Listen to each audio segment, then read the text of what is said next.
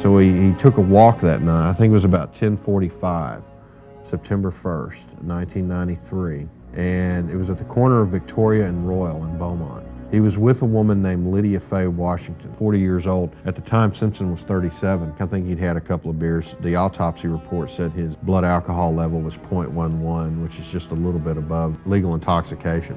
But you understand Simpson was more than 7 feet tall, 300 pounds. So he's walking down the street, and then a car pulls up with 4 guys inside, and 2 masked gunmen get out. We went to the store, and we went and got us a 40 ounce. And he said, well, come on, sister, we're going to get us a bill, 40 ounce. And I told him I was going to walk me and my daughter. We were going back home. And we stood on the corner. And the boys just kept riding and riding and riding. A car had passed by, and they had yelled out something. And then the next car had passed by about 5 or 10 minutes later. Another car had came up, and 2 boys had got out the car. He came over there where we was, and he said, all right, let's lay it down.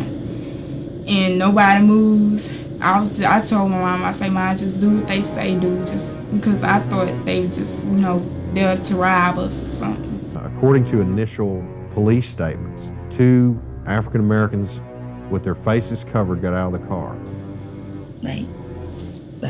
Like this here, with their face all covered up, with like, you can see their eyes. You could see their eyes, but you couldn't see their mouth and nose. They asked Bill Simpson, give me your money, and we ain't had no money. He said, I ain't got no kind of money. He said, I ain't got but $2.15. And they still didn't even pull that out. And they shot him instantly. One grabbed for Miss Washington's purse and then shot her in the leg or knee 3 or 4 times.